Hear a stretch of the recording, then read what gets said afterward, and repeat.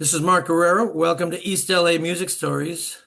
My guest is Louie Mendez, who has been in many groups such as the Los Rock Angels, Trio Los Dados.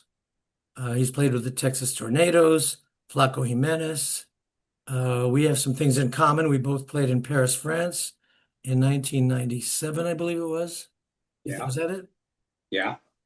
And um, and we did a show at the Grammy Museum in 2022. And we just did a show together for a Nancy Sanchez fundraiser. So we got plenty of stuff to talk about. Uh, Welcome, Louie. How you doing? Good. And thanks for having me, Mark. I'm a big fan of your YouTube interviews. They're all really, really great. Thank you. Are all those your guitars? You have that many guitars? You know what I do? That's actually a backdrop of Hmm. like a screensaver. Hmm. But I have two cabinets in my home, and I've got like about six in one cabinet and five in the other. And But yeah, the it ones looks. behind you, you don't own those specific ones, or do you? No, those are not mine. Those are just something off of Google. But my believe it or not, my stuff looks like that. I have a few too many guitars, but I'd say I probably have about eight good ones. Well, one of the thrills of my life was playing your dad's 1941 Martin at your place Which I own, as you know. in Palm Springs. That was freaking Yes, an yes. honor to play that. I actually took that off his hands way back in 1968. I've had it since then. He kind of Wow. basically gave it to me because he wasn't using it anymore. He had his orchestra, and when he'd play gigs, he'd play a nylon string. So I took it and I had it restored because it was in kind of bad condition. But that's my number one possession, I'll tell you that. Yeah, that is a beautiful instrument. Hmm. So, before we get into all that stuff I just mentioned, let's just talk about, how you started in music. And I seem to recall that in your family, I think your mom was musical and you had an older brother that was in bands. Talk about all that. Yeah, actually, my mom's mother, my nana, Hmm. she played guitar and she sang, typical rancheras and uh, songs that she would accompany herself. And then her four sons all played guitar. One of them was like excellent at playing corridos. Another one played the requinto. He was left-handed, and he would turn the guitar upside down, and he would play it. Jimi Hendrix. Yeah, and he would play the requinto on it. Then they had she had another son who played. He was like an expert at playing boleros, and then the other one was like a freelance, kind of played a little bit of everything from the other three brothers. But it all came from my grandma, and then my mom and my tia. They used to sing. So every time we'd go to Oxnard, there'd be family parties with all the guitars and people singing, and just so it really inspired my older brother Paul, who later he went to Garfield and he grew up in the rock and roll days of East LA with the Midnighters, and he actually was in a band called the Entertainers, and in 1967.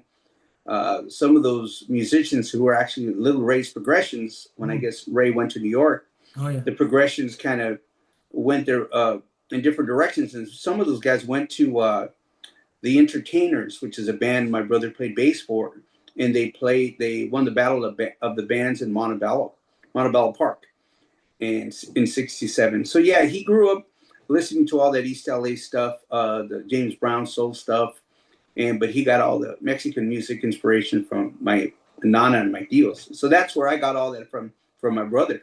Now, when we did that thing at Stephen's Steakhouse, the Nancy Sanchez event, I met one of your brothers, but that wasn't the one, right? No, no, that was the brother closest to me in age. I have three brothers.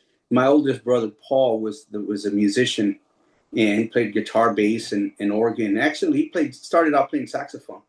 And but you met my brother Rick, Okay. and And when yeah, did your other brother go to Garfield? Do you remember when he graduated? I want to say maybe '67. That's when I graduated. I may have known him. I don't remember. Yeah, yeah, yeah. My brother knows you. You got he knows you. He remembers because he was good friends with Robert Warren, Oh, okay. and actually they had a band called the Rhythm Kings, and Robert used to play with them as well. when they were first starting out. And I don't know if you know Ronnie Thomas, the singer. Yes, was he a black dude? Yeah, Yeah, he went to Garfield. I remember him. yeah. Ronnie Thomas was in that group as well. The Rhythm Kings, So that was and after Mark and the Escorts, though, right? I would imagine so. I think Yeah. so. Yeah, because Robert was in my very first band. We started playing together like in '63. Wow. We were just like 13, 14 years old. Yeah. So that was a connection because I remember when we went to Paris, you were mentioning you knew Robert Warren. Oh yeah, well, I wanted to pick your brain like crazy because I knew all the history of East LA because I used to pump my brother for information because for me it was like, you know, it was historical, the stuff that I missed out on. And I was just getting into music, and at my mom's house in East LA, it would be my brother Paul and another singer, Moses Soto, and Robert Warren, and they'd be jamming at the house regularly for at my parents' house. And they used to tell stories about the rising stage at East LA Yes. College. And for me, it was fascinating. Then they would talk about the band. So I retained that information. And so later, when I would meet guys like Bobby Loy and Bobby Navarrete, which are like guys like 15, 20 years older than me, they would tell me, how do you know all this stuff? You weren't even born there. So, well, yeah, vicariously through to my brother Paul So you were a teenager in the '70s or the '80s? in the 80s. Wow, yeah, you are quite a bit younger. Yeah. Okay. So there's no musicality on your dad's side of the family, mainly your mom's? No, no, but my dad, he had some of the coolest taste in music. Man, my dad used to love to listen to Trio Romantico. He Mm. used to love to listen to jarocho music from Veracruz and the cool stuff like Duke Ellington. He loved the big band Benny Miller and Glenn Miller and Benny Goodman. So yeah, he was really sharp in the style of music that He had great taste in music and was a fan of, excellent taste. And of course, so did my mom. She was a big fan of norteño music, and I mean that was a gate. That's been a gateway for me. yeah. So what was the first actual band you got into? Wow, in I want to say maybe 1986, I joined a band with Art Hernandez out of San Gabriel, Yeah, California. Art in the 60s had a band called the In Crowd. right. And later, after they all had families, he ended up starting a wedding band. They were doing the wedding circuit. They were called Los Soñadores, the Dreamers, Hmm. and that was the first band I was ever in. No. And yeah, he was really gracious and kind. I, hadn't had any. I was completely green of doing band gigs. I had done some trio gigs with my brother, but the first time I ever played in a band was with Art Hernandez. And yeah, he and the guys, they were a lot older, but they were really, really inspirational and having patience and showing me the ropes, so to speak. And Art has that huge collection of flyers and posters and memorabilia. He's got an amazing collection. He's got a nice guitar collection too. So as you can see, we have a new background here, and that's the actual room he's in. It was a little strange with the green screen because with green screens on Zoom, it'll sometimes make your hair waver and move around. And if you turn, it makes part of your face disappear. And so this is real right here. So there you are in all your glory. That's cool. So where were we? We were talking about the music in your family. And so you had all this wonderful variety of music coming from both sides of your family, as far as what you were listening to in the house. Yeah, I mean, it was really cool because the traditional stuff came from my mom's side of the family, and then the more hipper stuff came from my dad, and then of course my brothers and sisters who were between my older brother and my age. They were listening to the music of the day, which was the Temptations, the end of the Motown, the Beatles era, then into the early '70s with all the R&B groups like Bloodstone the stylistics and later all the tower power stuff. And Mhm. that came from my other brothers and sisters. So where were you living at the time? What part of East LA, I assume? I lived in East LA on 6th and Rowan, and Oh, okay. my brothers and sisters went to Stevenson and they went to Garfield. I went to Rowan Elementary, and then I went to Our Lady of Lourdes for 2 years. I was at Lourdes, and then my parents bought a house in Pico Rivera in '72, and so that's when we left East LA. But my sister lived in East LA, so we never really left East LA. We went to go live somewhere else, but we would always come every weekend and see my sister. But as I always say, there's East LA and the greater East LA area. That includes Pico Rivera, El Monte, San Gabriel, Montebello. It's all East LA, and it was all, all the musicians were from that general area and playing in the circuit. So, and there's a lot of Chicanos in Pico Rivera, of course. Yeah, it's if we moved, we took people with us.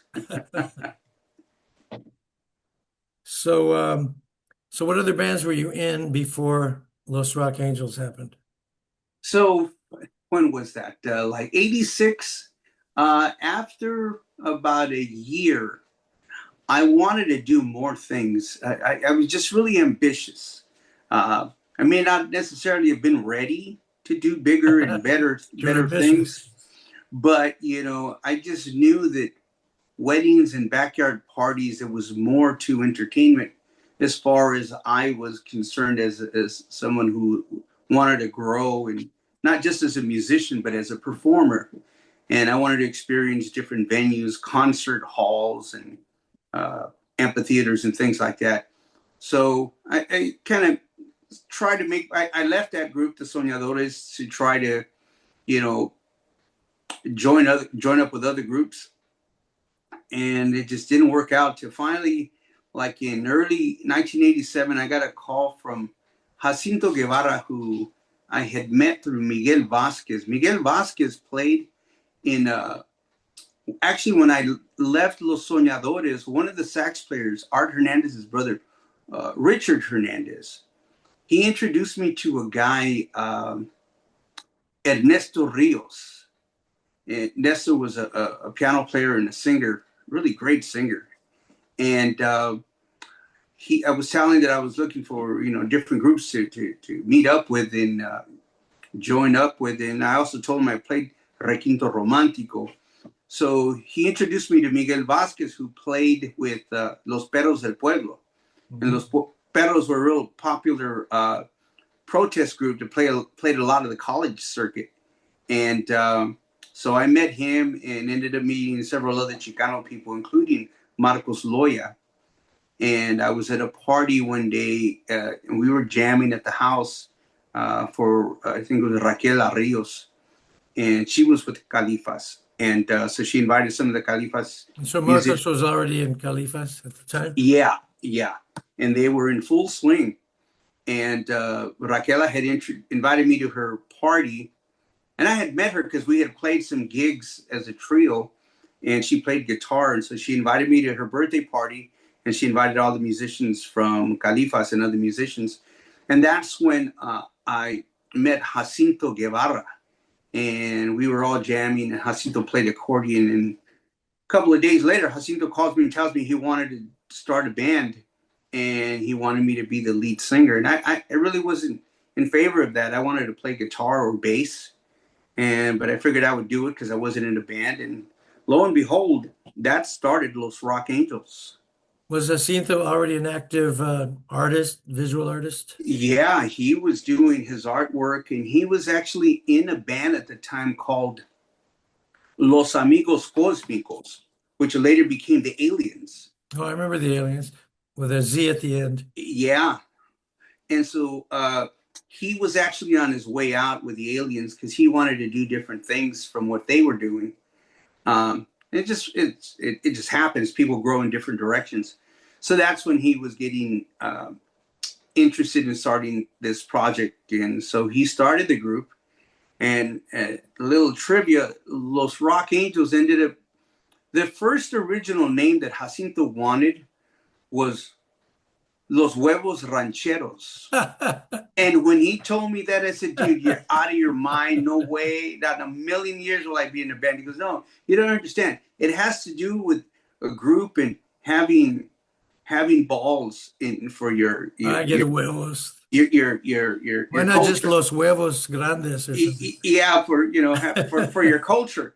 So I thought it was cool, but and I said, all right, well, that makes sense because he had been born in East LA with Marcos Loya, and in the scene where Cheech forms the band, he plays Purple Haze on the guitar with the drummer on the drum head. It says Huevos Rancheros, so that name was Uh, taken by the film company, so we couldn't use it. oh. So he ended up starting the name Los Rock Angeles, like the city of Los Angeles. And people started, when we first started doing gigs, people started calling us hey, you guys are Los Rock Angels. And I thought it sounded really cool. Yeah. He didn't care for it, but it grew on me really fast. And so then a few years later, we kind of grew in different directions. And he left the group, and I took control of the group. And I embraced the name Los Rock Angels and kept it. Is And that so when he moved to San Antonio, or did that come later? yeah, that's when he was on his way to San Antonio as well. So yeah, he's always looking to do something new. And so that's how I started. From Los Soñadores, I went straight to Los Rock Angels. And What's interesting that you had mentioned Califas, you mentioned the Perros, and all those groups were very activist. They're very political as well as musical. yeah, And was one of our Jacinto very political as well? uh, he was in his own right, but our music wasn't. Yeah, Los Rock Angels did not have that element to them. No. So when Los Rock Angels started doing our first gigs, several of our gigs were with Los Perros and Califas. And so we were kind of catching on to the wave at the time they had already created. And, they had Los Perros had worked many years with and Califas with Los Lobos when they were first starting out. I remember when we did the fundraiser for Marcos Loya, and I reached out to David Hidalgo. He says, "Man, yeah, I remember, us, Marcos, and Los Perros. We played all over this town." So, yeah, we caught on the latter part of that wave. Was Kwee already with the Califas? Yeah, yeah, she was. Uh, it was her and Raquela Rios, who's now Raquela Perez Mejia, and yeah, they had two girls, and man, they were a solid band, and Marcos always had some of the elite musicians who just super awesome talent that walked on stage. Yeah, he was very good himself. Yeah, as a matter of fact, Marcos Loya, and I say this to Mark every time I see him. He is without a doubt one of my biggest musical heroes. I am as confident as a musician can possibly be. I believe because of Marcos, and I worked firsthand with him. Worked as his guitar tech when he was on the Paul Rodriguez show. When we did a lot of gigs together, he would call me to play bass or sing with Califas towards the latter part of their run. And I learned so much from Marcos, but he's the reason I have the confidence to do anything with anybody, anywhere, anytime. I Wow. believe I to this day I could be on stage and Michael Jackson can call me up or Prince and I could play a song with those groups. I could survive. Now, is people going to say that's the greatest musician in the world? By no means, but that's not what it's about. And I learned from Marcos how to take control of the stage and own what you're doing, and and just I I just got so much confidence because of watching him, and he'd always been so gracious and would walk me through all the stuff he was doing. Okay, so I'm doing this, and when he would do the set list, when he would call out a song, he'd tell the guys, "I'm gonna let these guys know because this guy's he's not gonna be ready for this. So before he misses the cue, I'm not gonna let him miss a cue. So he was awesome at conducting all that stuff in advance, and his knowledge of concert stuff. I mean, I learned from the master. So I'm Way back, way back in 1992 when we did the Lalo and Amigos show at the McCallum Theater in Palm Desert. I don't know if you ever heard of that, but my brother put together a show. It was to honor my dad's 60 years in music, and the proceeds went to College of the Desert scholarships. It was, for good cause. And man, it was the greatest group of Chicano talent ever. I mean, Don Tosti was there, wow. Mariachi Sol de Mexico, Little Joey La Familia, Cesar Chavez was there, Eddie Olmos, Cheech Marin performed, Paul Sheesh. Rodriguez. And anyway, the band that backed up most of the singers that didn't have their own band, Marcos Loyer was the leader and the conductor and the music director of the band. And it was a great band. It got maybe 10, 12 pieces. And they backed me up on a song too. I did my dad's Do You Believe in Reincarnation? I played piano, but he was a tremendous band leader and he knew his stuff. Yeah, just it's funny how people lead by example, but he was great at wanting to share and walk you through. Here's the method to what I'm doing and why. And yeah, it was like a master class for me. And now I'm able to put major events with major players like you described, some of these Chicano legends, and I take into consideration Marcos's approach, and just being grateful to having the great talent, and trusting that don't get in their way, let them play. Unfortunately, he's extremely ill at the moment, as you know. Yeah, he is not well, and we pray for him, and we just hope that at some point that there's some peace that he can have, because he has provided so much joy and love through his gift of music to people, and he's always been kind and generous with his music. And Yes. so, Yeah. but yeah, we pray for the brother. Yes. So then once you took control of Los Rock Angels, you guys made several albums, and Lorenzo Martinez played drums with you for a while. Talk about some of the personnel you had. Yeah, so when Jacinto left, we brought in another accordion player, Valdemar Val Salazar. And Val was a Tejano musician who played electric bass, accordion, drums, and bajo sexto. But he played the piano accordion, and his gift is he made it sound like a button accordion, which is, no easy task. Mhm. And he had played bass in a Tejano band, a big orchestra band like Little Joy La Familia with Lencho. And they were in a group called the California Express. So that's how Lorenzo introduced me to Val. And we brought Val into the group as an accordion player. And as soon as he came in, the group it is like a plane getting lift off. Everything was easy, faster, and smoother. And shortly thereafter, we recorded our first album with Jesse Loya. Jesse Loya is, also played, I think, with Califas in the early days. And Jesse Loya is a bass player and guitar player out of Commerce, California.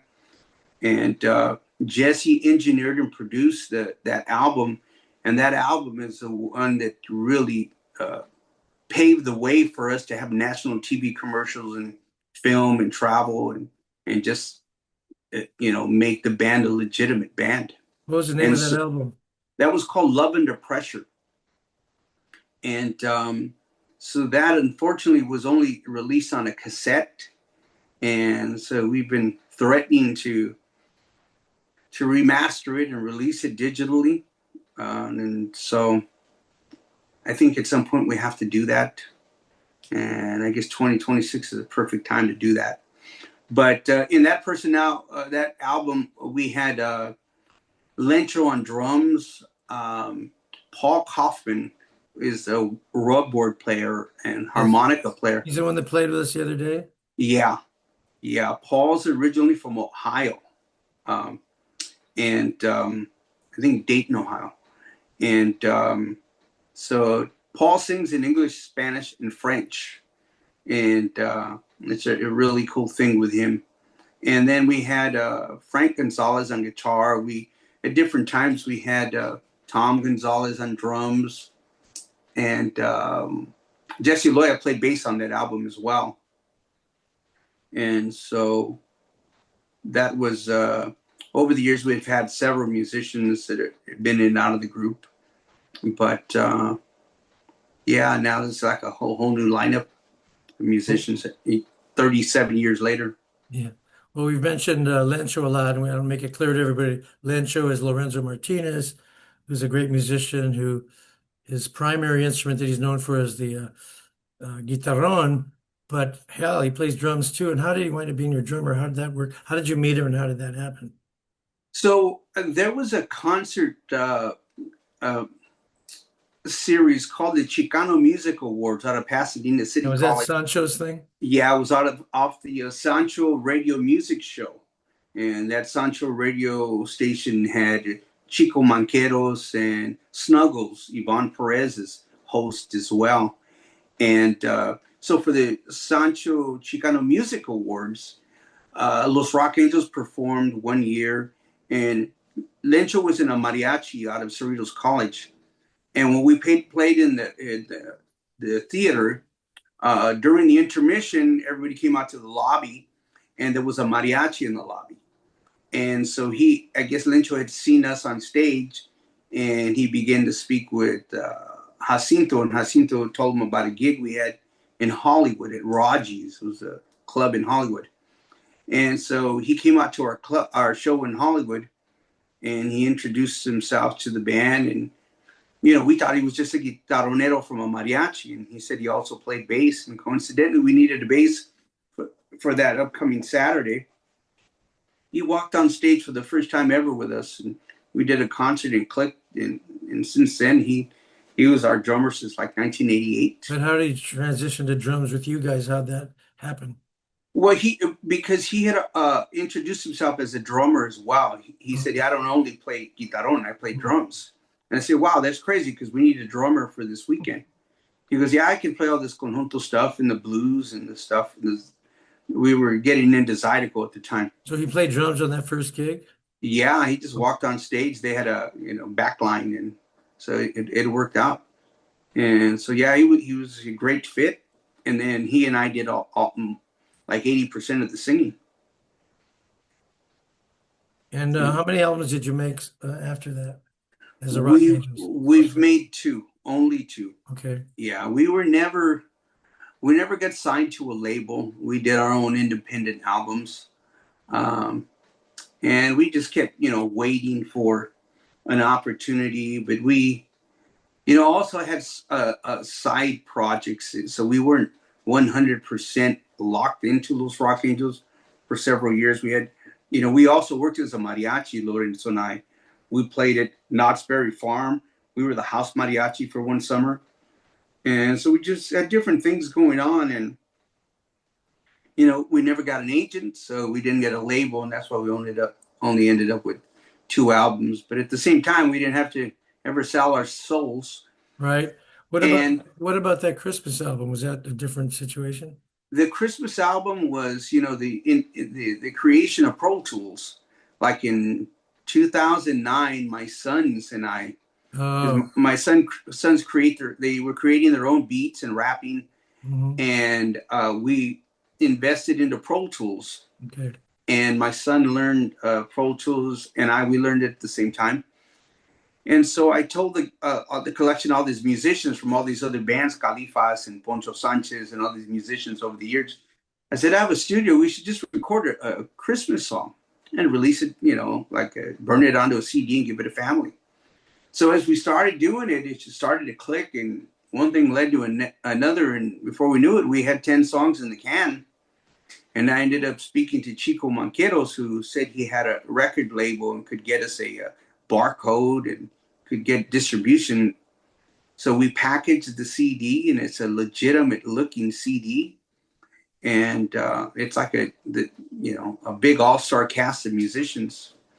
And it's called Christmas in the Barrio. Is that the one where you utilized my dad's Pancho Claus character? Correct. Talk about that. Eddie Farias, the guitar player from the band The Aliens, he now plays with a group called Trio del Alma. And Eddie wrote a song called Pancho Claus. And it's like a ZZ Top, LaGrange type tune. It's really rocking. And it turned out to be kind of comical, but it was a well-written song.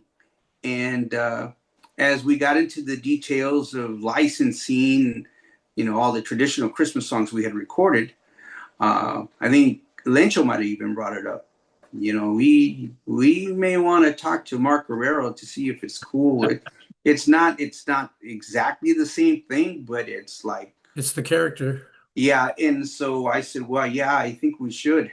And so, we had already been on tour with Lalo when we were in Paris. And so I, wanted to make sure we didn't disrespectfully, innocently disrespect Lalo's work in any way. So that's when I called you and said, hey, we have this. It wasn't the idea. It's not the intention. He didn't even think of it, but it's really, really similar. So that's why we reached out to you. I think I basically said, as long as you say based on a character by Lalo Guerrero, that's cool. Yeah, and we did. And so, yeah, I mean, my dad made that record like in 1956 or so, and great song, Pancho Claus. Yeah, the character is a great, great concept. Mm-hmm. So I have some notes here that you gave me. You mentioned a Southwest tour, 1992-93. What was that about? Was that before Los Rock Angels, or what was it? No, that was right after we recorded the Love Under Pressure album that Jesse Lloyd produced. He engineered it at his studio. And so we got really great feedback and popularity off that. We even got a Taco Bell commercial in 1991 because of that. And we had a Miller High Life beer, a national commercial, which aired during the Chicago Bulls games on the East Coast or in the Midwest, because I remember watching Michael Jordan with the Bulls, and we could see that on cable, but it wasn't playing here in LA, that commercial. But in any case, it led to a Southwest tour where we played with the Texas Tornadoes, Junior Brown, Rare Earth, Gary Lewis, and the Playboys. I mean, we had several tours going back. We did the Wisconsin State Fair in '93, and we did Summerfest in Wisconsin the following year. So talk about the Taco Bell commercial now. Who was in it? The whole band, or you and Lynch? So the first Taco Bell commercial was in 1991, and it was the whole band. It was all of Los Rock Angels, and that particular track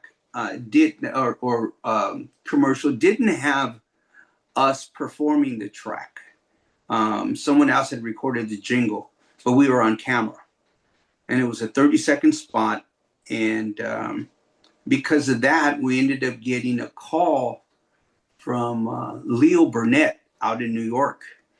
And they asked if we'd be willing to be a part of the Miller High Life Beer national spot and if we could record the jingle.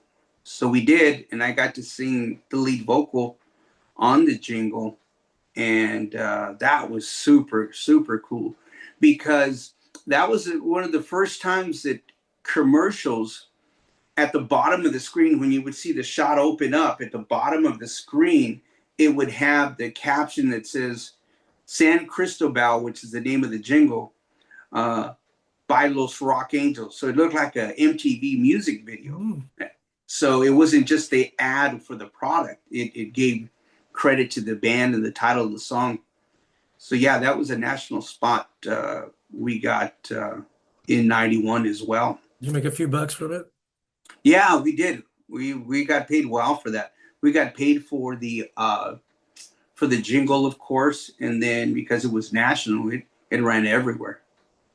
So then you did a second Taco Bell. Was that much later? The second Taco Bell was much later. That was in 2007. We filmed it like in July or August. You know, with commercials, they sit in the can. They don't put them out for several months. And we had been waiting and waiting and waiting, and all of a sudden, somehow, we got word from an agent that the Taco Bell was going to air the commercial, but they specifically were not going to air it until next year. And this was like late November. And they had informed us that it was going to be a Super Bowl ad for the upcoming Super Bowl in 2008. So that was super. Wow. You know, when you watch like Richie Valens or all these famous musicians on film in the movies and their families gathered around the TV to see them perform. Well, that's the kind of the same vibe we had. We were watching the football game and we forgot about it, you know. And we're watching the game and the commercial comes out and our phones wouldn't stop ringing. I didn't get to see the rest of the game because people were calling, "Hey, we just saw you in the Super Bowl. Was that you?" And Was it it mainly you was and Lencho, or three of you, or there was three of us, but Lecho and I were the only musicians. We auditioned like I think we had two callbacks. Mhm. We auditioned for the first time. There must have been about 80 people, Mhm. all mariachis. Now we're dressed as mariachis. However, a lot of them are actors holding guitars, pretending to be musicians. So I went in with another guy, and he was playing accordion. And I said, "Oh man, this is not going to work because it's a mariachi gig, and you got an accordion." But you know, to some of these directors, they just want Mexican instruments. They don't Yeah, really yeah. stay true to the genre. So we auditioned, and Lorenzo went with someone else as a violin player, and Lencho played uh, guitarron. And so coincidentally, we both get a call back for the following week individually, not with the people we went in with. Mhm. So we come back, and now there's about 40 people, and they pair me and Lencho up. He's playing guitarron, I'm playing guitar. Not only do we audition, we're singing the crap out of a mariachi, a ranchera corrido, and we're driving it home because that's what we do. We had been playing at Knott's Berry Farm as mariachis with my brother-in-law, my wife's brother, Manny Garcia from Los Brillantes. And so finally, we a couple of days later, we get a call back and say, "Hey, you know, we want to book you." And I said, "Oh, that's awesome." And then I didn't know about Lencho and I didn't ask. And then they called him right after they called me, or they called me right after they called him. And he got the gig. Oh, So then it's just the two of us. Now, the third guy they booked, he's not a musician, he's an actor. mhm. So in this commercial, it's just the only musicians are me and Lencho. And then there's a girl who's the lead in the commercial. Mhm. And so that's how we got that. But we auditioned for like maybe a total of about 120 actors or mariachi people, and Lencho and I got the gig. Cool, man. So then you toured some military bases in Japan. Yeah, that was, you know, we had at that time we had already started working with Flaco Jimenez like in 1994 Mhm. because we had been opening up for the Texas Tornadoes, Freddie Fender, Little Joey La Familia, and Ruben Ramos at the Puente Hills Hop. Mhm. And Los Rock Angels had done a lot of that stuff. And one of the guys that was friends with Freddie was Dwayne Ulloa from AKA Productions. And Dwayne had a contact in Japan, and he booked us to play military bases for the Air Force, a naval base. And one was in Atsugi, Japan. The other was in uh, Iwakuni. And I forget where the third one was. Atsugi, Japan. And these were all military bases. And when we played, they would have like their parties for the night, and there'd be a bunch of raza military and you know black guys and white guys who really loved the stuff because we were playing like Tex-Mex and blues and country and classic rock. So we weren't just entertaining the Chicanos; we were entertaining all the American military staff, and it was really really cool because they were so grateful to us, and we really felt that we were bringing in a piece of home, so to speak. Was that Los Rock Angels that was doing that? That was Los Rock Angels, yeah. So We talk were out. about how you got hooked up with the Flaco. We had a couple of promoters, and I don't think the promoter that I'm thinking of came into like maybe a year or two. So probably when we used to open up for the Texas Tornadoes, that's how we befriended Max Baca and also Flaco. And so there was a tour that Flaco wanted to come to LA and play.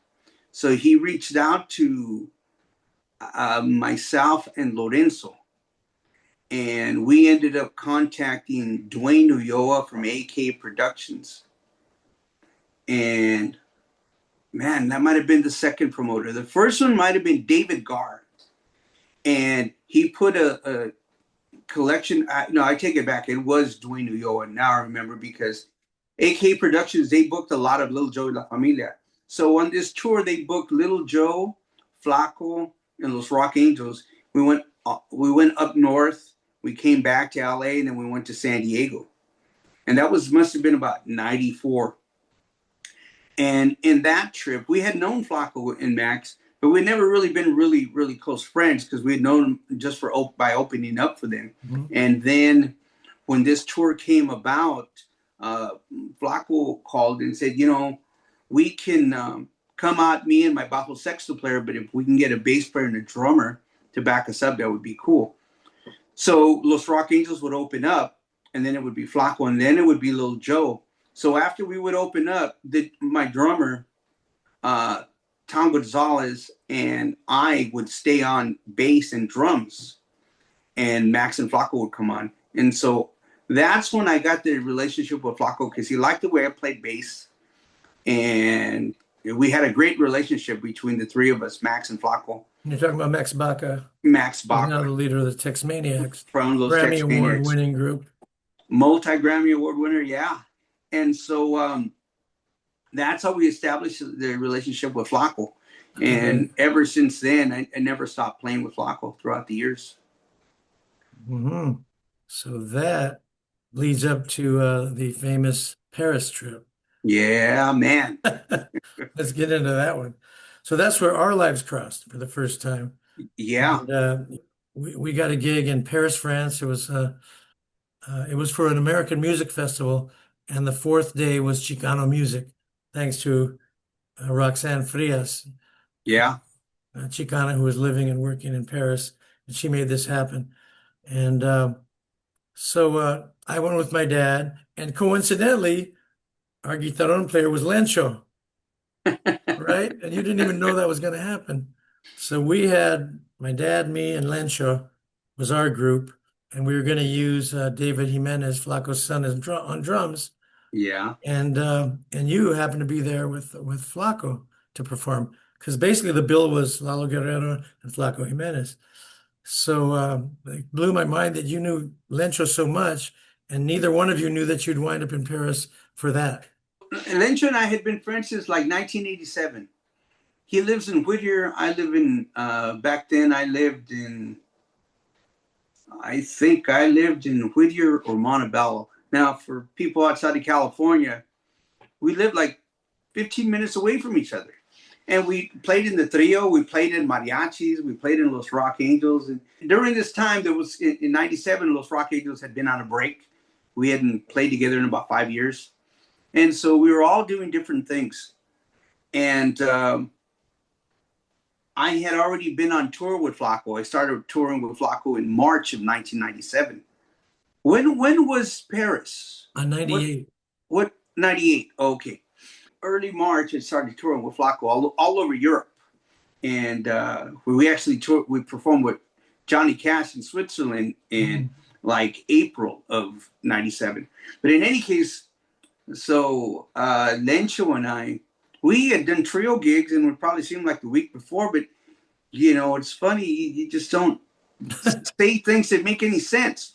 So, we have different gigs with different groups, and next thing I know, I'm on a 12-hour flight direct from LAX to Charles de Gaulle and airport in Paris. And I land and everybody's at the radio station.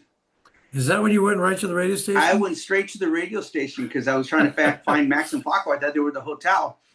And when I got there, I see Lorenzo in the radio station. I said, what in the hell are you doing here? He goes, what are you doing here? I said, I'm working with Flaco. He says, I'm working with Lalo. I said, we could have flew together. He says, oh, yeah, huh? And so, yeah, we never said a word to each other about, hey, I'm going to Paris. Yeah. I mean, you got to tell everybody you're going to Paris, right? Yeah. Hey, I'm going to Paris. Did you hear? I'm going to Paris. I'm going to Paris. But him and I, we just, all right, well. Max Baca was playing bajo sexto with Flaco. Yeah. He wanted to play drums with us, as you may recall. Yes. Yeah. Basically, what happened was we had sent the music for David Jimenez, Flaco's son, on drums to learn. But as it turned out, when we had a rehearsal, he couldn't cut Chuco Suaves and the swing rock stuff. He was great at the conjunto stuff, the Tex-Mex stuff. So we thought we were in trouble because he sounded great on the first part of our show when we rehearsed it. So what wound up happening was had David play the first few songs, and then we switched drummers for the last half of the show, and it worked out perfect. So Max saved the day on that one. Yeah, Max is an incredible multi-instrumentalist. He's a great bass player, great drummer, and he also plays accordion well. He's the king of the bajo sexto. So what are your memories of the show and of that whole experience? The whole experience. We'll have to leave out a few things, I know. I remember I was there. Slightly. All right, so yeah. I remember that it was really, really the first time I had ever felt like a mainstream artist in that, working with Flaco got all the attention, as deservingly so. However, in Paris, when we would walk around the hotel or we would have breakfast, there was a camera crew following everybody in the band around. And it was like, this is not normal. This is like a camera. We're going to get coffee and they're following us. We're going outside. Big cameras like Eyewitness News. And it was really cool because it was for Lalo. And of course they interviewed Flaco as well. But that's when I thought this is something super extra special.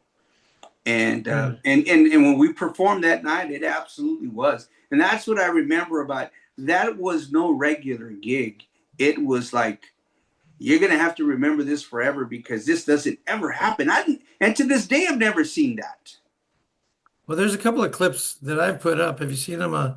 There's a couple of clips of me playing with my dad, a few of our songs, and the Flaco finale of La Bamba's on there. I've seen that. I've seen those videos on YouTube. Yeah. Yeah. The videographer was Sean Carrillo, who was a guy from East LA, and he's the one that traveled with us, and he brought his cameraman. He's the one that did everything, and it just so happened that Sean Carrillo was the stepfather of Beck, the big time rocker. Wow. Yeah. And Beck was already famous at that time in the 90s. Now he's still huge. But yeah, he raised Beck in East LA. That's why Beck knows all about, Güero, and one of his albums was called Güero. But yeah, so that was a mind blower there. But he also was well known because he had owned the Troy Cafe in downtown LA, which is where all the punk groups used to play in the 90s. Wow. Yeah. So he's the guy that was filming everything. So thank God for him, or we wouldn't have that footage. Yeah, I remember we got to walk around the Louvre. Nooney, Flaco's lead singer, and we, you look down the street, like if you look from downtown LA and you see Dodger Stadium, hey, it looks a couple of blocks away. We saw the Eiffel Tower, and we started walking thinking it was a few blocks. We walked for days, and we ended up having to take a cab because we figured, hey, we're not even there yet, but we're more than halfway. So by the time we got there, it was dark, and we got to go to the top of the Eiffel Tower. Oh, wow. We didn't do that. Yeah. Nooney and I, there's a picture somewhere. And every time he gave me those pictures, I wasn't stable. Uh-huh. So I misplaced the photos, and then I got them from him again at another concert on tour, and I misplaced them. I had to get those photos from him again. Yeah. But we have some cool stuff walking around, and that was such a blast being out there. That was really cool. But the highlight of the whole thing was after the concert was over, we went to a restaurant, Mexican restaurant, a Mexican restaurant. The food was freaking phenomenal.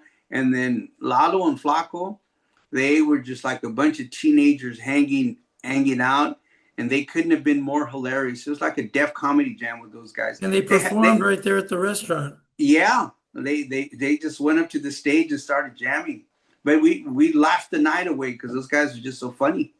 And that was right after our show, right? So we were right, yeah. And the response that we got was off the charts. Unbelievable. It was a spectacular night. Yeah. And Lyncho went up and sang with my dad. He was playing guitar with them too. Yeah. I got pictures of that. I'll show those as we speak here. There's also a great picture of me and Lyncho and my dad on a bridge in front of Notre Dame Cathedral. It's a great photo. Isn't that the one they featured in the LA Times article? Probably. Yeah. That was freaking awesome to come back and then see you guys in LA Times. Yeah. That was real cool. C'était de la musique held about 800 people, and we had a tremendous ovation. And then Flaco invited me up for the La Bamba finale, and we just had a ball. It's great. Yeah. I remember, I don't know if I've ever told you this, Mark. There was we were doing the sound check, and I guess the engineer, the front of the house guy, was doing sound for you, for your vocal. And Lalo was sitting in front of the stage on his stool, and he wanted a sound check. He was doing his vocal check, 1, 2, test, but they were working on you. And the sound guy was saying, okay, Mark, can you try yours? And I guess Lalo didn't hear, so Lalo was 1, 2, and then you were talking. So he looks over and waits for you to stop. And then I guess he goes, okay, now the bass player. And so Lalo goes, Mike, one check. And Lyncho says, check 1, 2. And Lalo says, hey, man, give me a chance. What about me? Oh, it was so funny. I said, yeah, man, why'd you start with Lalo? So that was a really memorable experience, obviously. Oh, yeah. So let's talk about Trio Los Dados. When you started and who came up with the idea, great idea to create a trio in the tradition of Los Panchos and Los Tres Haces, whatever. So, goodness. I'm not sure the year we started. I'm going to guess 95. Again, Lorenzo and I had still been playing mariachi. We were doing casual gigs.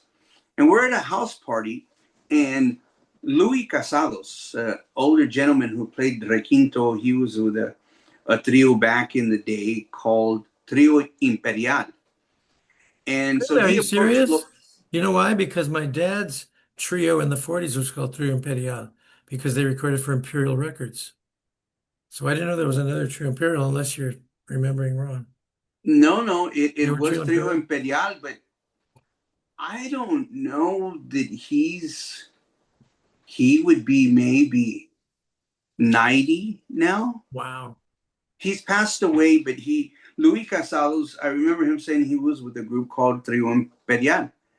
And so when, as a mariachi, we had done a couple of rancheras and we sang a couple of boleros, Lorenzo and I. We sang in harmony.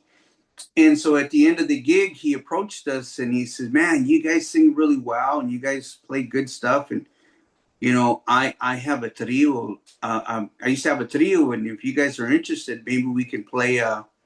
You know, play as a trio and pick up some gigs from time to time." So we were open minded, and we had never played trio.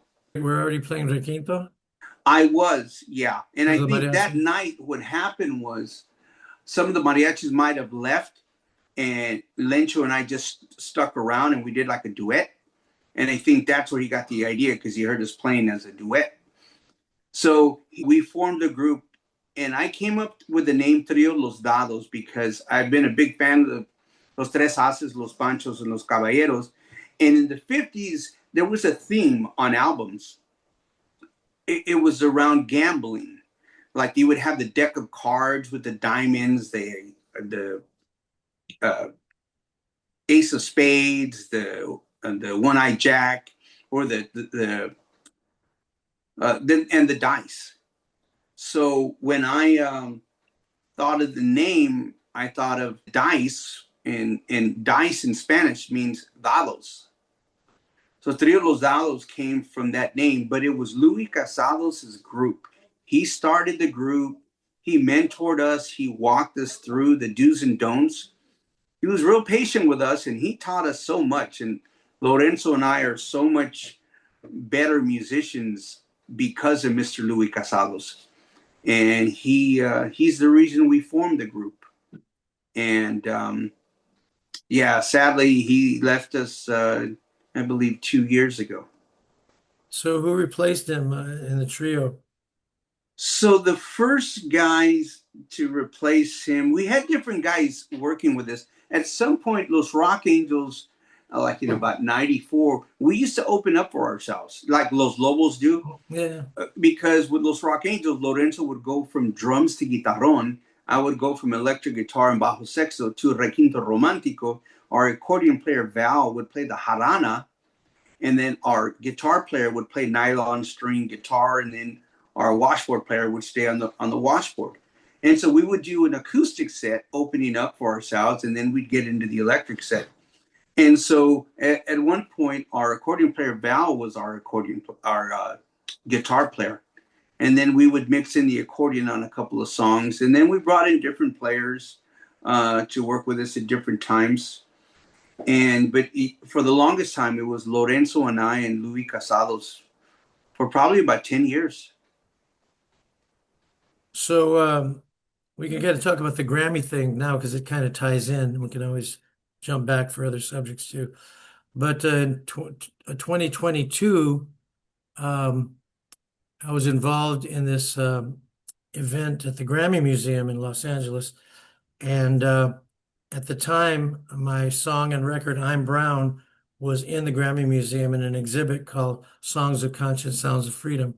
As a matter of fact, it was the second time that exhibit had run. The first time was in 2007, I believe, and this was 2022. So it was wonderful that I got to have my record in the exhibit with my original lyric and all that. So they wanted to create a panel that would be at the theater there at the Grammy Museum. And so a panel was put together. It was Little Willie G, me, my former manager, Art Brambilla, the great female vocalist, Jerry Gonzalez, and there were a couple of moderators. But there was also going to be a show at the end of the panel discussion. There was going to be a half-hour show. And as it turned out, Willie G played a couple of songs. I did a couple of songs, Jerry. And I realized that we needed like a backup group. So that's when I thought of bringing you guys in to back up Jerry on Mañana Es Now, which was an Art Brambilla song, and back me up on my dad's song, El Chicano, Yo Soy Chicano, Señores. Yeah. And so basically what happened is Willie G did a couple of his songs with Bobby Robles on guitar, the two of them acoustically. Then I did my song I'm Brown with John Valenzuela, who played on the original record with me. And then I backed up Jerry Gonzalez on my song Mijita, and she sang, I backed her up on my guitar. Then you guys came up and backed up me on my dad's song, Jerry on Art's song, And then we did a La Bamba finale. And we backed up Jerry on Mañana Now. Yes, which was our song. Then everybody came on stage, and it's great. It's on YouTube if anyone wants to see it. It's fantastic. And you've seen the video, right? Yeah, I actually saw it last night. Oh, good. Yeah. It was great. And I noticed at the very end, the moderator says, "Oh no, no." He tells the audience, "This is not over. We're having them back. That's We're right. doing this again." So we could send him that clip. Well, unfortunately, he's been fired in the meantime. He's no longer works there. Goodness. Yeah, yeah. And that had nothing to do with that event because it was a success. In fact, it was packed. And when I say goodness, I don't mean goodness. That sucks. For goodness sakes. Yeah, no, he's no longer there. I don't know what happened, but it had nothing to do with that event. But it was a great, great night, and you guys played. Yeah. And on that night, you had what's his name, Farias? Eddie Farias on guitar and Rick Reyes on bass. Yes. And by the way, Rick Reyes backed me up on I'm Brown too. We had three of us playing I'm Brown. Yeah. That's when I really got to know Rick Reyes. And we've worked together. He played on my latest EP. Great guy. And we just worked together on this Nancy Sanchez thing last week. Yeah, Rick's. Yeah, he's great. Plays with everybody, right? He plays with Joe Bataan. You played with Joe Bataan, right? Yeah. I joined Joe Bataan in, I believe, 2013.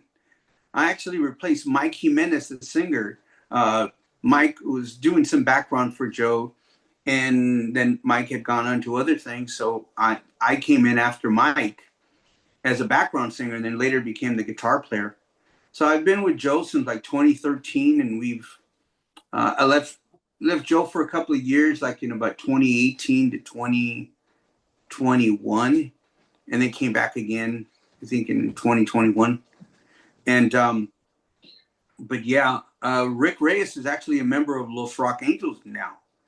He's one of the current bass player, and yeah, he plays with a lot of popular groups.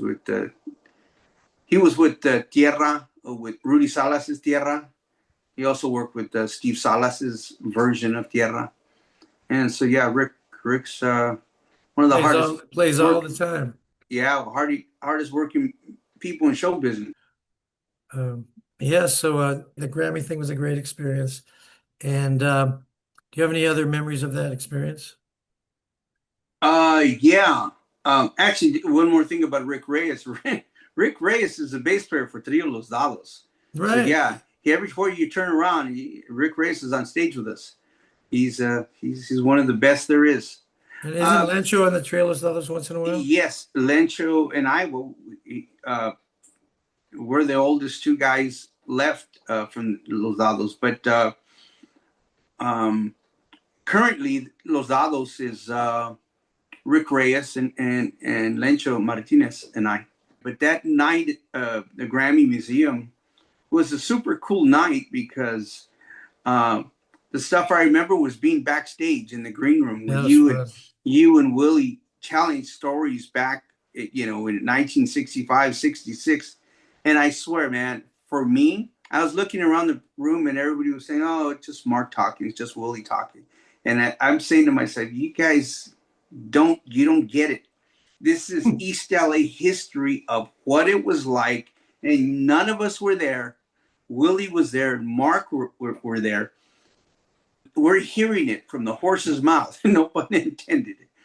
But yeah, it was freaking awesome to hear you guys go on about that stuff. It was so freaking cool. It was a great, great night. Let's talk a little bit about the material that Los Dados did. What was interesting about you guys also, you didn't just do the traditional music. You would take maybe an American doo-wop song and put the trio magic to it, right? Style. Yeah. So Diamonds and Pearls. Yeah, Diamonds and Pearls is a song we released. It's available on Spotify and all music platforms. And basically what we did was we took the trio instrumentation, played Diamonds and Pearls musically like if it was a bolero, but we sang it in doo-wop style. So musically, you're listening to a bolero. Right. But you're listening to a doo-wop vocal track. And they complement each other, the styles, really well. And it's a lot of fun for us because, we grew up with the oldies, the East LA sound, and so it really lends itself to the traditional trio romántico And there with the was an influence, right? The Mexican trios were kind of inspired by the American doo-wop too, right? They were kind of happening at the same time, and they were, romantic songs. yeah. I mean, they actually won up the doo-wop because most of the doo-wops were vocal groups and later started to add Right, instrumentation. right. They did it all. But the trio guys were really careful to not overshadow the vocals. So when they brought in the instrumentation, it was real subtle, it was tasty, and it was in and around the vocals. It wasn't like competing with the vocals. And it was also a high level of vocal ability and instrumental ability. These are like great players. Oh man, the dynamics in their vocals is insane. It's like they can go to a high pitched voice to really soft whispering vocals in seconds, and it just had like a nice ebb and flow. And it's an art that those older guys, the Panchos, the Tres Haces, and Caballeros, those guys had Those guys were doing perfect, beautiful harmonies way before Crosby, Stills, and Nash were even thought it. of. Yeah, no, it's a beautiful thing. So when Los Dados play, I make it a point that if we're going to do something, we got to do it justice. And especially now in today's uh, day and time where everything is live on social media. Remember when you'd go to a gig in the backyard, there's only like 10 people. Hey, do you want to do the song? I don't really know it right. It's all right. It's just us. But now you've got someone in a cell That's phone right. camera, and all of a sudden you get a call from somebody in San Antonio. Why are you singing that song? You don't, if you don't know the song, why you play it? You get called on it. So for me, I make it a point to do justice to, if we're going to do a Motown song, Motown didn't have one singer and no background. You got four guys on stage, somebody's got to sing background. And so I make it a point where if we're going to do trio stuff, we've got to sing the trio style, not our style. Well, that's how I know it. But then we're not doing a trio stuff. Now we're doing Crosby, Stills, and Nash. Yeah. So yeah, we have fun with the vocals, and we kind of push ourselves so that we can sing as close to the style as we can. You're talking about trying to duplicate or mimic masters, and that doesn't happen in one or two rehearsals. Right. So the only thing you can hope for is to get close to the style. Now, you also did a recording or the version of like Mac the Knife and Don't Be Cruel. Was that by Los Dados too? You guys did those? Yeah, How'd you do Mac. those? Did you also trioize those too? Actually, no. We Just kind did of them kind of, we ventured out into some electric jazz instrumentation. okay. So going from a traditional acoustic guitars and an upright acoustic bass, we swapped it out for a tenor sax and a jazz guitar. And you're still going by Los Dados when you do that? It's still Los Dados. It's still in a jazz ensemble, a three-piece, but now we're doing it more of an Americanized version of a trio.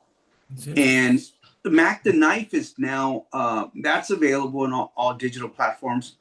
But yeah, that's not a Mexican vibe by no means. It's more of a straight American jazz standard. Well, that's what makes a trio so interesting. You do all those different things. Yeah, that's what it helps because we have guys that play different instruments. Especially Lencho being able to play drums, bass, sax, Yeah. and so yeah, that's fun stuff. So now, how did it happen? Is it the Los Rock Angels that are playing at Dodger Stadium pretty regularly? Yeah, we were playing a series of concerts in LA, the Levitt Pavilion, and Hmm. we've been Los Rock Angels have always had success in Hollywood. For some reason or another, the Hollywood scene loves the Tex-Mex or Chicano rock and roll accordion vibe. And we've always had success there. And so some of these venues we've played, we've met different people, and it's led us to a contact with the Dodgers. And so we've been playing Viva Los Dodgers for now 2 years. And in 2024, we played there twice. Last year we played twice, including Game 3 of the playoffs with the Phillies. And so yeah, that's how we got the opportunity to play Viva Los Dodgers, and we play out in the Centerfield Plaza.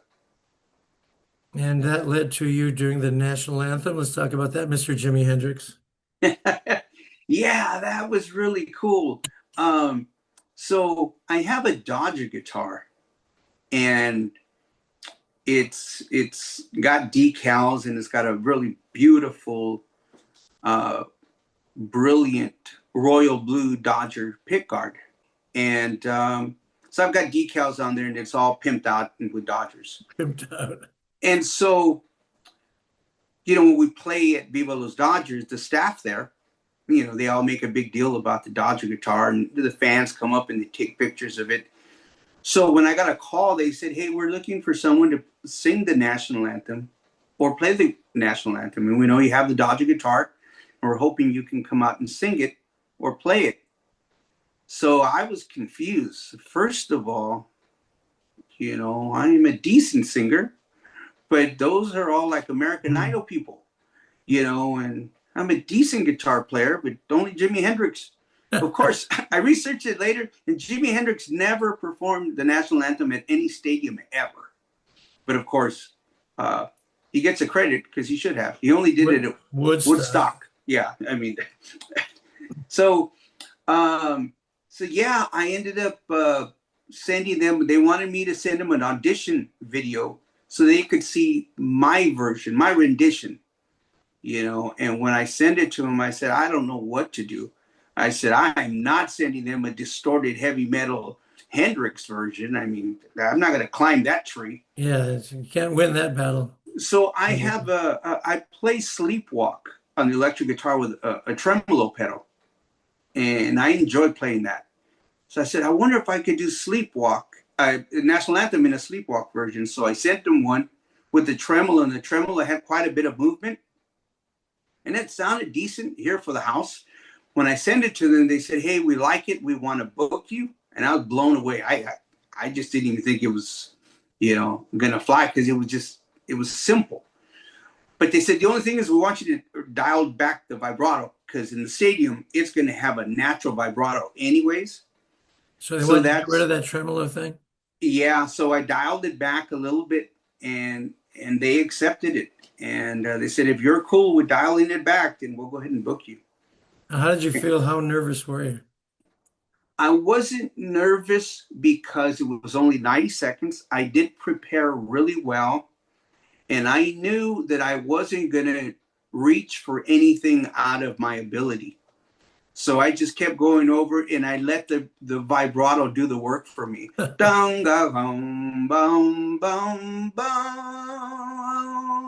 I was going to wait for it. And so I played with the organist. But the craziest thing about Dodger Stadium is that you don't get a sound check, man. You put your amp on the field, and there's already like 25,000 people in the stadium. They're doing all kinds of ceremonies. You don't get a sound check. What you do is they put earbuds in your ear, and they jam them in your ear, and you can't hear anybody in the stadium. It's like you're in a closet at home. And then I can hear my amp, which they have a mic, and it goes through into a board, and I can hear the organist in my earbuds, and I can't hear nothing but my guitar and my, I have a foot pedal, but for some reason when they go through the board, it cancels your foot pedal. So now the vibrato is like, wow, wow. So I'm going dun, dun, dun, dun, dun. There's no wave. There's no vibrato.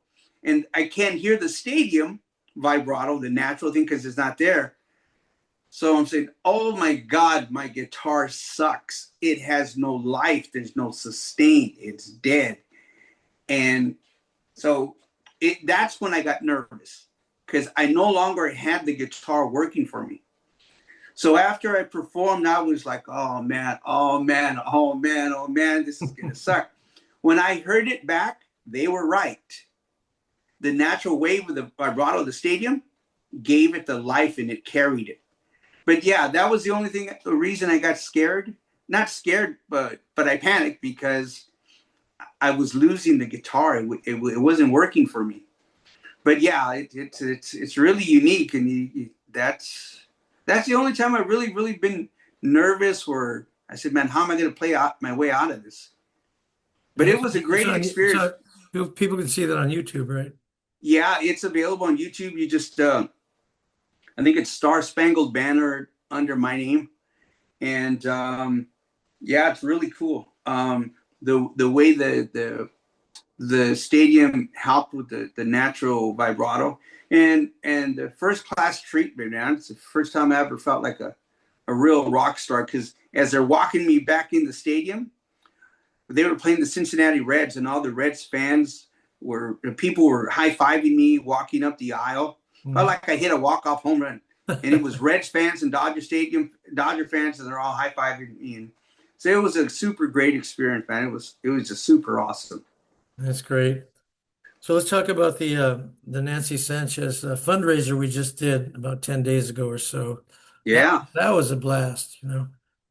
Yeah, It was a man, it turned out so successful, especially considering that it rained so hard, and people, oh yeah. showed their love and support for Nancy, who for those who don't know, Nancy's a Los Angeles musician, one of the most exciting singer, songwriter, musicians. She's a mariachi. She's a world class jazz vocalist. She's a heck of a vihuela mariachi player. I think her songwriting is just next level, and she's And she's a just fabulous singer in any genre. You know? she's super talented, and she's got the best attitude. And I mean, we're all happy to be associated with her. She's like our Richie Valens. So yes, it was a wonderful experience, and uh, my band participated. It was Mark Guerrero and Friends. I had some great musicians, and Los Rock Angels and Las Choriceras, which is Nancy's group. It's a fantastic four-piece. Basically, you call it a mariachi, right? But it's four-piece, but they all sing great. They play great, and they call themselves Mariachi Fusion because, like the trio Los Dados, they like did a great version of Open Arms by Journey in Spanish with a mariachi behind it. It sounded fantastic. You know, it works. Yeah, and And then they do a lot of they can different things. also sound like the Andrews sisters. Yes, they did Sentimental Journey. I mean, they Yeah. do anything. They're just a great group. So it was a Choriceras, and my band, your band, and there was a one. Who was that mariachi singer? That one guy, Julian. Julian Torres. He's the singer, the leader of the mariachi group from Dodger Stadium. Oh, okay. Yeah. And then the MC was the guy from Culture Clash, Richard Montoya. Montoya. And then a Yeah. couple of comedians. Yeah. Jammin' Jay Lamont Mhm. and Stevona Delgado. Right. And the Lamont guy did great impressions and great sound effects with his voice. He was pretty amazing. Yeah. Yeah. Anyway, Jay's. it was a tremendous experience. And what was so cool was there was such a great vibe and camaraderie between all the musicians. And And everybody we did. also had Raul Pacheco Oh, from that's right. Ocomatli. I have Raul Pacheco from was a Motley.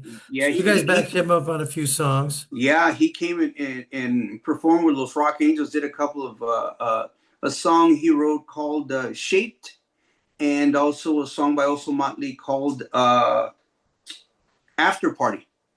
Right. Yeah, that great tunes. And then we did the finales, which was great, which we wound up doing. We did Wooly Bully, which you sang, and then we followed it with Land of a Thousand Dances, which I sang. And you had all the musicians from both bands and Raul Pacheco, and it was a blast. It's on YouTube, and it's really you could just tell everybody who's seen it just says, "Man, you guys look like you're all having a great time, man. A lot of fun." And everybody got to solo on both songs, and Well, about that. yeah, right. Yeah, So I was watching the videos you posted that's on YouTube, right. and I'm seeing, oh no, there's Paul Kaufman from Los Rock Angels. He plays harmonica. I didn't know I that. didn't give him a solo. I didn't know that. I So, didn't know he played harmonica. but hopefully he won't see this. Yeah, no. I didn't know he played harmonica. I've never seen him do anything other than play the washboard, you know. Yeah. But everything's in the moment too. It's like I Sure. forgot to give you a solo, and I forgot to give John a solo. So we just started up again, and we did that.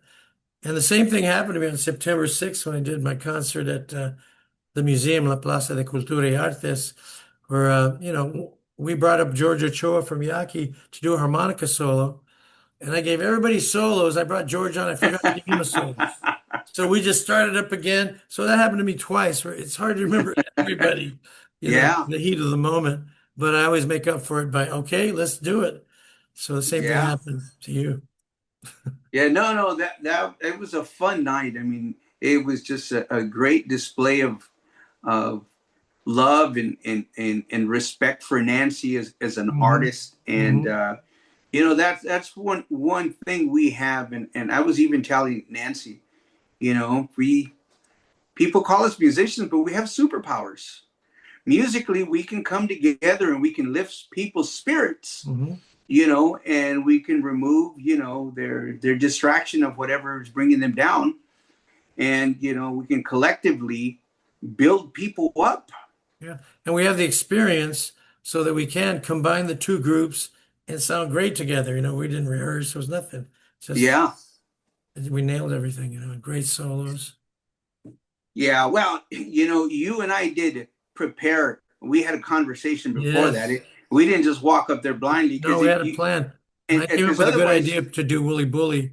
I think it's yeah. perfect. And it was you had a great idea of having me conduct Woolly Bully and you conduct Land of a Thousand Dances, Kept it organized. so that we're not, hey, you get take a solo, and we're giving each other, So it everybody went else, solos smooth. at the same time. It went smooth. Yeah. So Yeah. let's name the people. So in my band, I had Ray Rodriguez on drums, Art Sanchez on bass, Jimmy Seville on keys, John Valenzuela guitar, Victor Cisneros, great on sax, Dale Villavicencio on percussion, and then of course Nancy Sanchez was up there, and Raul Pacheco, and name your guys. So on drums, we had, for Los Rock Angels, we had Matt Brundrett. On bass, we had Rick Reyes. On rub board and harmonica, Paul Kaufman. On pedal steel guitar, we had Jordan Bush. Great. And on accordion was Miguel Mikey Gonzalez. Nancy played a song with us that she wrote that we're about to release real soon, actually in January. And I was on guitar. Yeah, and And then everybody was up there. We had Raul Pacheco join us and play Right. guitar with us. Yeah, I mentioned that. Yeah. Oh, yeah. On your band, you mean? Yes, No, yeah, with in the our group, he finale. he joined us Right. for a song. And he was in the finale too, both songs.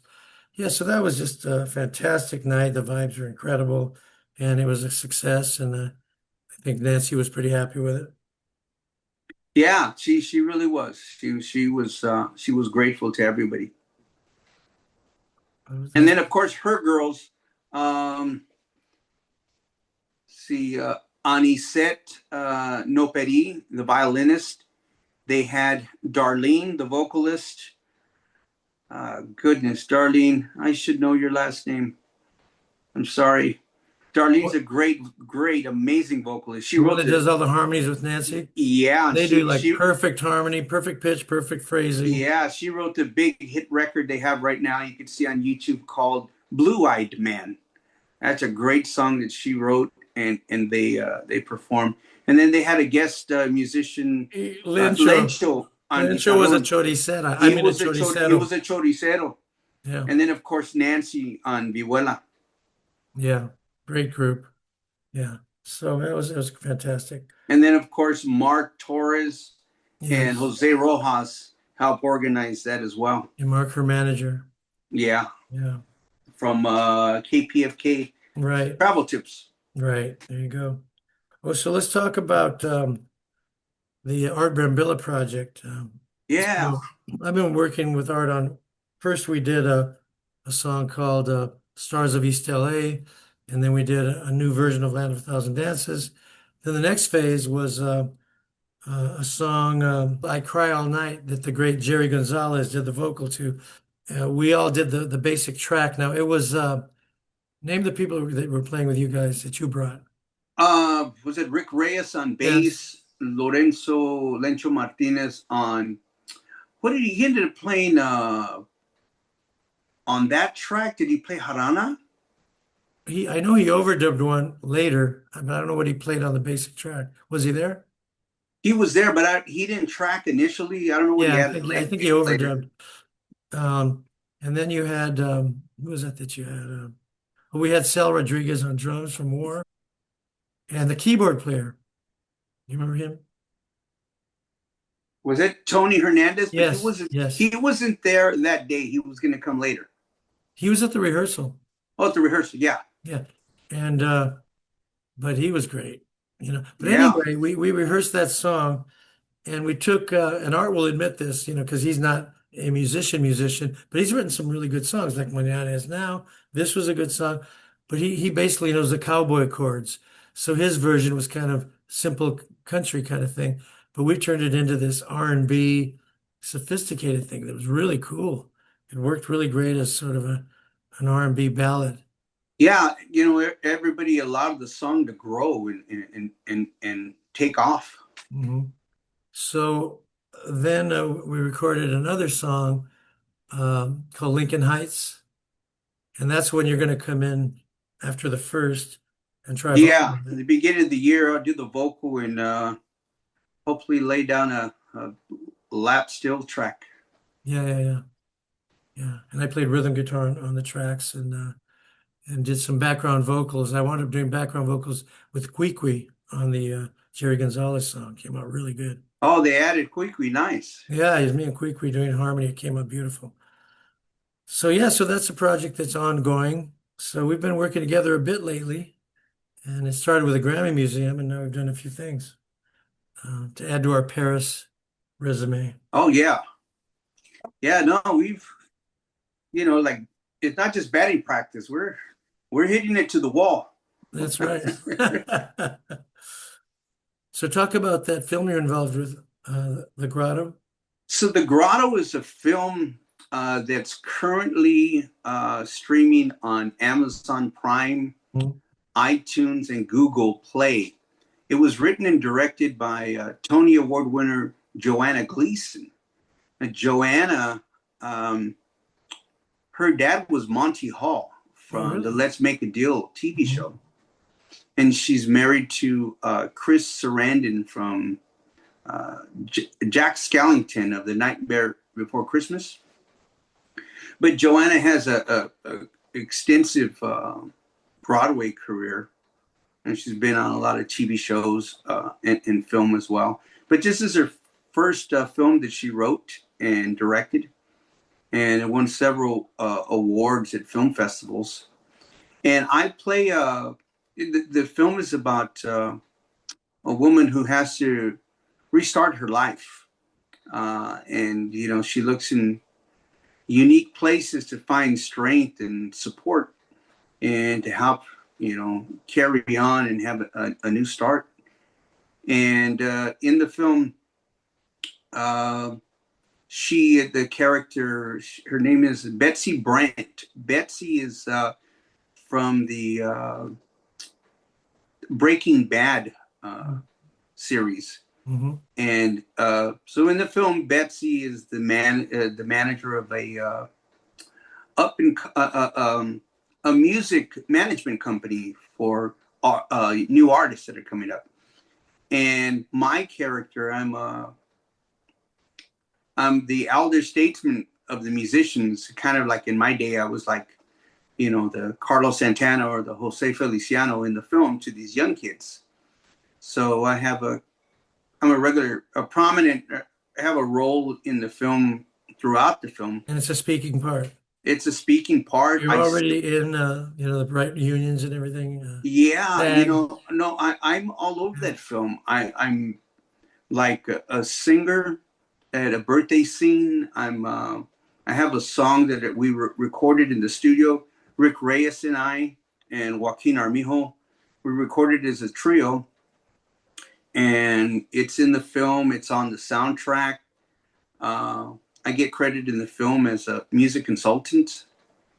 And Do you have acting experience before this? yeah, I've been Los Rock Angels were also in the film in 2000, the film Double Take with Orlando Jones and Eddie Griffin and Vivica A. Fox.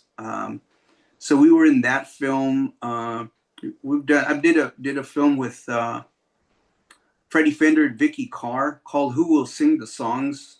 I play a mariachi in that, and it had several mariachis: Sol de Mexico, Los Galleros de Pedro Rey, and so we've done quite a bit of stuff over the years. And so I'm a SAG actor.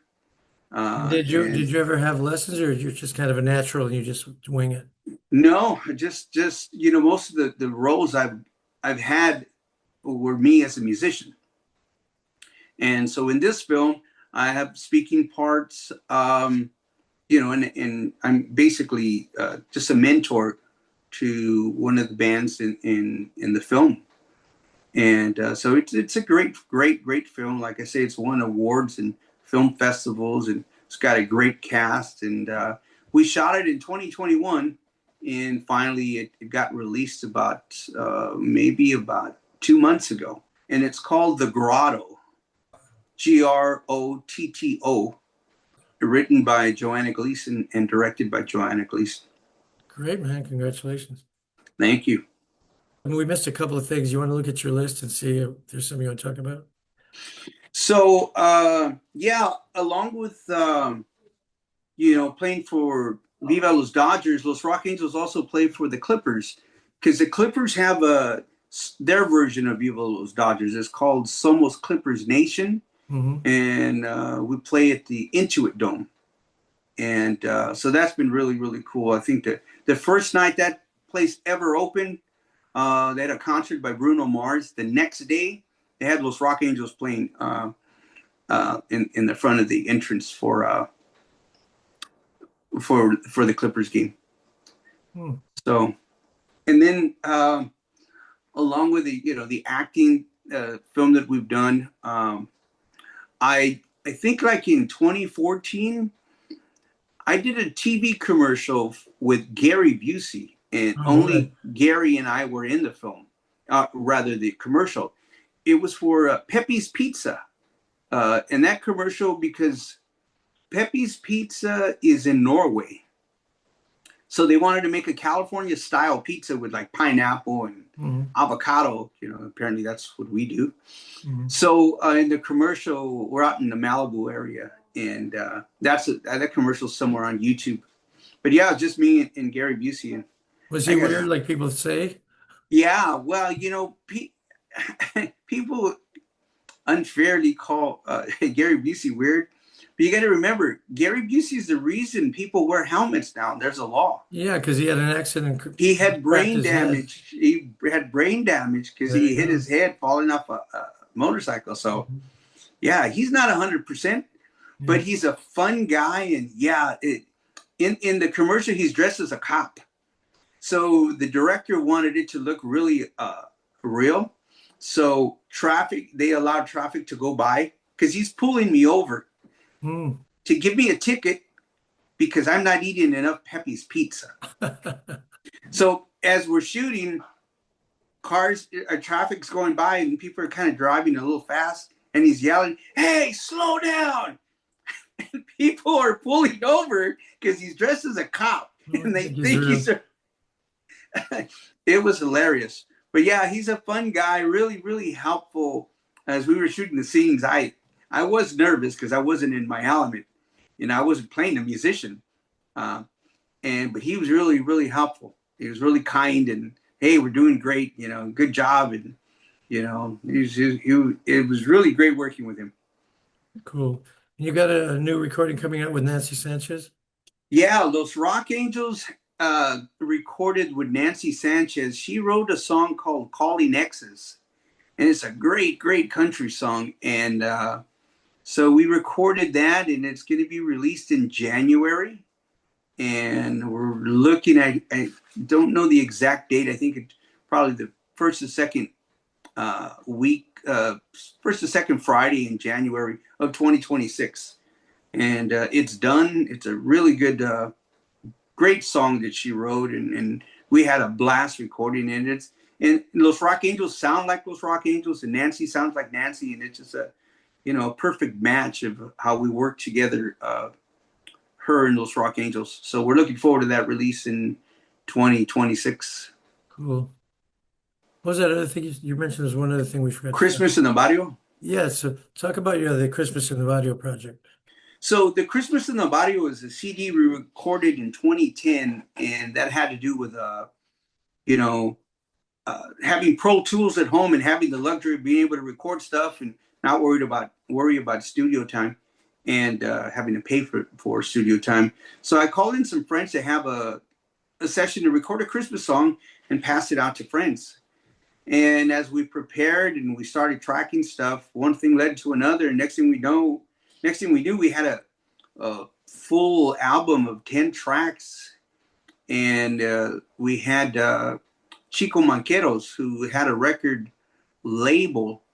And he says, you could put it on our label and we could release it. So we packaged it up, and it's a legitimate Christmas CD. And the cool thing about this is that it's your typical American Christmas songs in English that you've heard, but people call some of those songs elevator music. So what I decided to do is change the instrumentation and the rhythms. So you got like rocking around the Christmas tree, but now we turned it into a cumbia with timbales and congas, and it's a cumbia, but you're still singing rocking around the Christmas tree. So you can take Brenda Lee's vocal track and dump it on our session, and it syncs up, but it's a cumbia. We turned Have Yourself a Merry Little Christmas into a bolero cha, which is kind of like having Ricky Ricardo's orchestra sing Have Yourself a Merry Little Christmas. We took Feliz Navidad, Jose's Feliciano's version, and we made it a romantic bolero, like Sabor a Mi. And it just had fun with the different styles. And so now everybody gets to dance to these Christmas songs. So since 2010, we've had probably about 12 Christmas in the Barrio shows, and they are all very successful. So this year we're having one. We haven't had one since 2019. And this year it's going to be Sunday, December 14th from 2 to 7 p.m. at Stevens Steakhouse. And it's on a Sunday from 2 to 7. And it's a big event. All tickets come with a buffet dinner. The performers will be Trio Los Dados featuring Nancy Sanchez, Los Rock Angels, and the band The Recessions as the Christmas stars. Because on the CD, we didn't have a band because it was like 5 of us. And we just kept changing instrumentation and tracking and layering tracks. So at the end, when we released it, well, who's the band? Well, the band is us, but there's only 5 of us. So we created the name The Christmas Stars, which there is no Christmas stars, but I have a band called The Recessions, and The Recessions will be performing. And in The Recessions, my God, I've got on saxophone, Bobby Navarrete from Tierra and the Midnighters and the Tierra Legacy Band. On trombone, Leonard Luna, who plays with so many bands. Also, David Reyes on baritone sax. George Pandis on trumpet. And on bass, it's Rick Reyes. On drums, it's Sal Rodriguez from War. On piano, I got Tony Hernandez from the Joe Bataan band. Same guy that just played with us on with Jerry. Yeah. And then I got Chico Manqueros on congas. Who else do I got?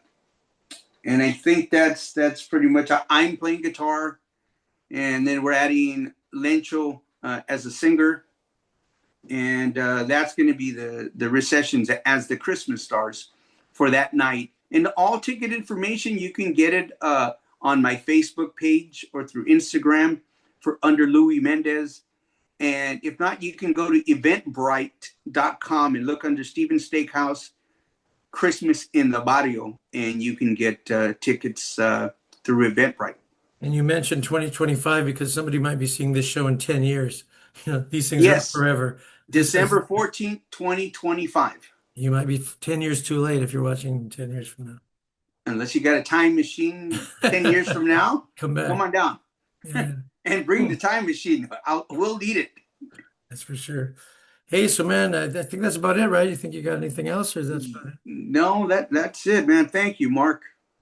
You're welcome. Thank you for doing it, man. Right on. This is so cool. I appreciate it. Okay, man. So I'll see you soon, and all the best to you. All right, you too, Mark. Take care. Okay, bye-bye.